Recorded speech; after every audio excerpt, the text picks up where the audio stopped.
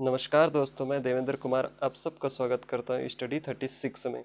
आज का हमारा टॉपिक जो है छत्तीसगढ़ की जनजातियों से है, जो हमारे छत्तीसगढ़ की सभी स्टेट एग्ज़ाम में, चाहे वो पटवारी हो या सीजीपीएससी हो या निरीक्षक हो, ऐसे सभी एग्ज़ामों में यह जनजाति से क्वेश्चन आते ही रहते हैं। आगे बढ़ते हैं। आज हम जिस जनजाति की बात करेंगे वह अबूझ माड़िया है। अबूझ माड़िया को पढ़ने से पहले हम जनजातियों के बारे में कुछ जान लेते हैं। जनजातियों का नाम जो है मध्य प्रदेश राज्य पुनर्गठन अधिनियम 2000 के तहत रखा गया। यह पॉइंट नोट कर लेना दोस्तों, क्योंकि हमारे छत्तीसगढ़ का जो निर्माण है वो मध्य प्रदेश राज्य पुनर्गठन अधिनियम 2000 के तहत ही हुआ है। यह क्वेश्चन बहुत बार सीजीपीएससी में और अदर स्टेट एग्जाम जो हमारे छत्तीसगढ़ में आयोजित होते हैं उसमें आ चुका है। व्यापम भी इसको पूछ चुका है। छत्तीसगढ़ में मुख्य जनजातियां 42 प्रकार की होती है। इसकी उप जनजाति जो है 161 उप समूहों में विभाजित है। भारतीय संविधान में 242 में जनजातियों के बारे में उल्लेख है। अधिकांश जनजातियां जो हमारे यहाँ है वो प्रोटे ऑस्ट्रेलाइट प्रकार की है। और भारत की जो है दक्षिण दक्षिण भारत की जो जनजातियां हैं वो अधिकांशतः प्रोटो ऑस्ट्रेलाइट प्रकार की है। और अंडमान निकोबार द्वीप समूह में भी प्रोटो ऑस्ट्रेलाइट प्रकार की जनजातियां पाई जाती है। आगे बढ़ते हैं। प्रदेश में विशेष पिछड़ी जनजातियों की बात करें तो यह कुल 7 जनजातियों को नामांकित किया गया है, जिसमें केंद्र सरकार ने 5 जनजातियों की घोषणा की है, वही राज्य सरकार ने 2 जनजातियों को। केंद्र सरकार ने जिन 5 जनजातियों को विशेष पिछड़ी जनजाति घोषित की है वे क्रमशः है अबूझ माड़िया, बैगा, कमार, बिरहोर और पहाड़ी कोरवा। इसकी घोषणा राष्ट्रपति करता है। पॉइंट नोट कर लेना दोस्तों, यह राष्ट्रपति की स्वविवेक शक्ति नहीं होती है। मंत्रिमंडल की सिफारिश के बाद ही राष्ट्रपति इसकी घोषणा करता है। इसी प्रकार राज्यपाल की भी यह स्वविवेक शक्ति नहीं है। राज्य में जो जनजाति है, 2 जनजातियां भुंजिया और पंडोप है, जिसे विशेष पिछड़ी जनजाति घोषित की गई है। आगे बढ़ते हैं। 5वीं अनुसूची की बात करें तो 5वीं अनुसूची जो हमारे संविधान में, इसमें यह उल्लेख है अनुसूचित राज्य की घोषणा, और अनुसूचित राज्य की घोषणा राष्ट्रपति करता है। हमारे भारत में 10 राज्य जो है अनुसूचित राज्य की श्रेणी में है, जिसमें छत्तीसगढ़ एक है, गुजरात, हिमाचल प्रदेश, मध्य प्रदेश, उड़ीसा, राजस्थान, महाराष्ट्र, झारखंड, आंध्र प्रदेश और तेलंगाना है। पूर्वी राज्यों के लिए अलग से जनजातियों का प्रावधान है, जिसमें असम से लेकर मेघालय, नागालैंड, वहाँ एक अलग जनजातियाँ पाई जाती है। उसको अनुसूची 6 में रखा गया है।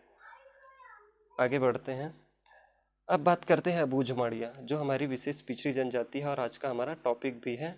और आगे करके हम पहले इन 7 विशेष पिछड़ी जनजाति को कवर करेंगे, जहाँ से मोस्टली क्वेश्चन आते ही रहते हैं। उसके बाद हम अदर जनजातियों को कवर करेंगे।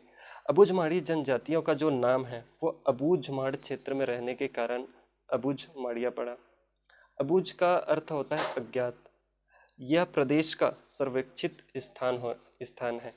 असर्वेक्षित स्थान इसलिए है क्योंकि अबूझ माड़िया लोग जो है अपने क्षेत्र में बाहरी लोगों का प्रवेश निषेध किए हुए हैं, और इसे राज्य सेंट्रल गवर्नमेंट ने भी निषेध किया है 2010 में एक अधिसूचना जारी करके। इसलिए यह क्षेत्र जो है असर्वेक्षित स्थान है। ओरछा जो है इस क्षेत्र का प्रवेश द्वार माना जाता है। माड़िया का अर्थ होता है पहाड़ से। माड़िया का अर्थ क्या होता है? पहाड़ से। इसे हिल माड़िया भी कहा जाता है। इस अबूझ और दुर्गम जंगलों और पहाड़ों में रहने वाले गोड़ को ही अबूझ माड़िया कहते हैं। किसको कहा जाता है? गोड़ की यह उपजाति है, अर्थात गोड़ को ही अबूझ माड़िया कहा जाता है। और ये पहाड़ों में रहते हैं, इसलिए इनको माड़िया कहा जाता है। दूसरी बात, ये अबूझ क्षेत्र अर्थात जो असर्वेक्षित है, अविकासशील क्षेत्र है, इसलिए इसको अबूझ माड़िया कहते हैं। आशा करता हूँ यहाँ तक आप सबको समझ आ गया। आगे बढ़ते हैं।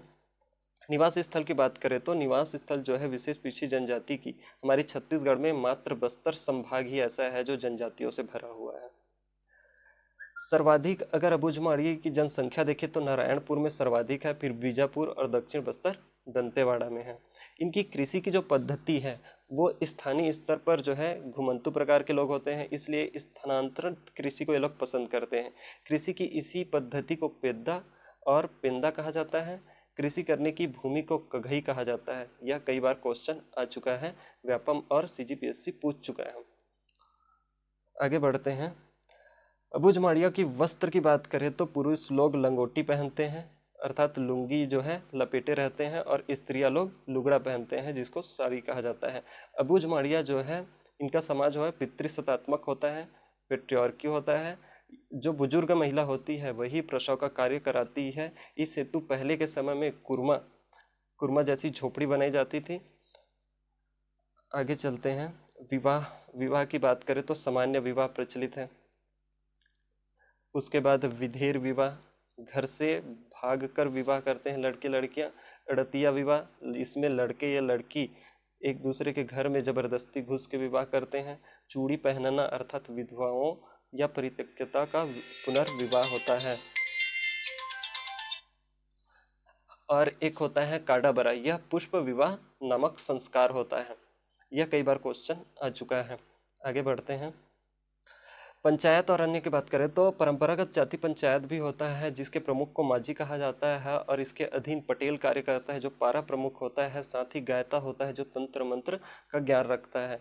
और इनके आराध्य देव की बात करें तो बूढ़ा देव, लिंगोपेन, बूढ़ी देव, ठाकुर देव, ये और बहुत सारे देवी देवताओं के लोग मानते हैं। प्रमुख पर्व की बात करें तो कक्षांड है, पंडुब है, ठीक है, और कक्षाठ नृत्य, गेड़ी नृत्य, रीलो नृत्य इनकी प्रमुख नृत्य है। अंत में देखें तो बोली इनकी जो होती है माठी बोली होती है जो द्रविड़ भाषा परिवार की है। इसको गोंडी बोली का एक रूप माना जाता है।